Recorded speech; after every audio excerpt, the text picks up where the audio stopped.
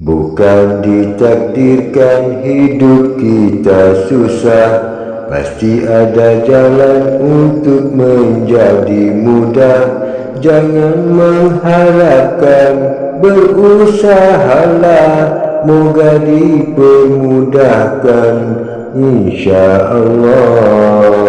Bila dalam susah, alhamdulillah, bila tiba senang. Alhamdulillah bila ditimpa musibah. Alhamdulillah bila datang anugerah. Alhamdulillah. Jangan menyalahkan keadaan, demi waktu kita mampu merubahkan. Dengan semangat dan kekuatan hati yang kuat serta sihat pikiran. Bila dalam susah, alhamdulillah, bila tiba senang.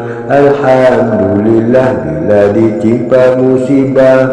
Alhamdulillah bila datang anugerah. Alhamdulillah.